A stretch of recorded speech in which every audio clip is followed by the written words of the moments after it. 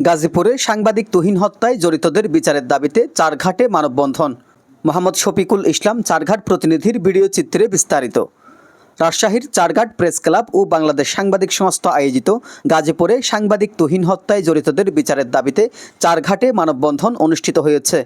মঙ্গলবার 12 আগস্ট সকাল 10টায় চারঘাট চৌরাস্তা মোড়ে সাংবাদিক তুহিন হত্যার প্রতিবাদে এই মানববন্ধন অনুষ্ঠিত হয়। মানববন্ধনে বক্তব্য রাখেন চারঘাট প্রেস ক্লাবের সভাপতি নজরুল ইসলাম বাচ্চু, যুগ্ম সাধারণ সম্পাদক মাইনুল হক চান্টু, সহসভাপতি ময়েন উদ্দিন পিন্টু, সাংগঠনিক সম্পাদক ও বাংলাদেশ সাংবাদিক সংস্থা চারঘাট উপজেলা শাখার সভাপতি আতিকুর রহমান আশা।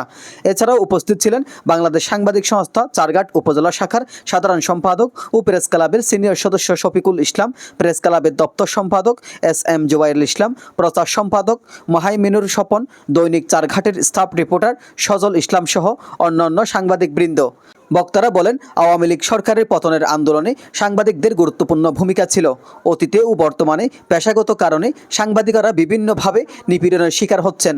এবং আজকে দেখেন এই 5 আগস্ট স্বৈরাচার সরকারকে বিতাড়িত করার সাংবাদিকদের ভূমিকা ছিল অনেক অপরিসীম, এবং সেক্ষেত্রে আজকে এই এই এই সরকারের এখন আমরা সাংবাদিকরা এক ধরনের ভালনারেবল সিচুয়েশনের মধ্যে আছি।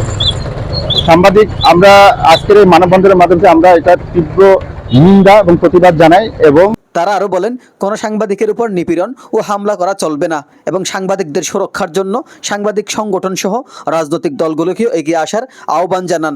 মানববন্ধনে বক্তারা সাংবাদিক তুহিনকে নৃশংসভাবে হত্যার বিচারের দাবিতে দৃষ্টান্তমূলক শাস্তি এবং সাংবাদিকদের উপর নিপীড়ন, নির্যাতন ও মিথ্যা মামলা দ্রুত প্রত্যাহারের দাবি জানান।